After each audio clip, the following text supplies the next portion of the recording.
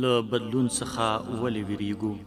نړۍ د بدلون په حال کې ده. موږ په یو داسې نړۍ کې ژوند کوو چې په هغو کې تلپاتې عامل بدلون نومیږي. په دې نړۍ کې لکه څنګه چې د کال موسمونه بدلون کوي، همداسې انساني ژوند هم د بدلون په لیکه روان دی. که چیرې موږ وغواړو د بدلون مخه ونیسو، معنا به یې دا وي چې غواړو د ژوند مخنیوی وکړو. هر ژوندی موجود په دایمي او پرلپسې ډول د بدلون په حال کې دی. زموږ ژوند داسې دی چې آن خپل بدن کې مو هم ځینې حجرې مړې کیږي او ځای نورې حجرې نیسي. زموږ اوسنی شخصیت هم بدلون مومي. خویونه، فکرونه، هیلې او انګیرنې مو د وخت په تېرېدو سره بدلیږي. خو په موږ کې ځینې داسې وګړي هم شته چې د بدلون له کلمې څخه ویره لري. دوی فکر کوي چې موږ باید تل په یو داسې حال باقي پاتې شو، او یا که چیرې بدلون وکړو ښایي هر څه پکې له لاسه ورکړو. دغه ډول وګړي د نړۍ له تلپاتې قانون څخه چې تغییر او بدلون دی فاصله نیسي، او هیڅ ډول نوښت او پرمختګ یې په ژوند کې نه لیدل کیږي.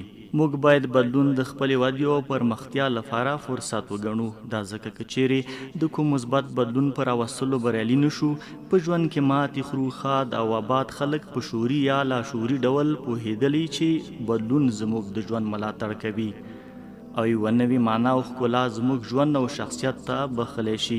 هغه وګړي چې د مثبتو بدلونو منونکي دي په حقیقت کې د خپل ژوند وړاندوینه کوي او په خپل ځان او جهان کې له نویو او تازه شیانو سره مخامخ کیږي.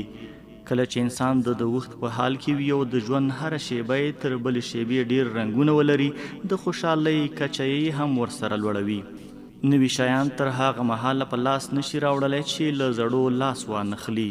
که یو څوک یوه تشه پیاله د یوې ورځې لپاره په یوه لاس کې ونیسي، نو څومره به ورباندې درنه شي او څومره به ورڅخه په تنګ شي.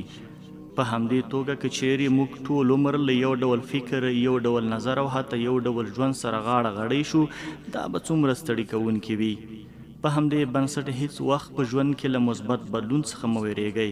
له بدلون سره مخامخ کیدنې تر ټولو غوره لار د هغو منل دي.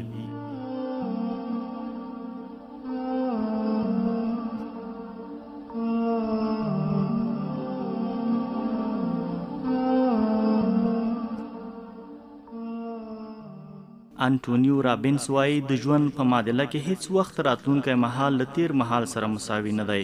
تاسې خپل تیر مهال نور پرېږدئ، هغه پر تاسو او ستاسو په راتلونکي باندې نور اغیزې نه لري. یوازې د یوې کلي په څېرې ځینې مهمې پیښې په یاد کې وساتئ چې په راتلونکي مهال کې یو شمېر کلوپونه ورباندې پرانیزئ.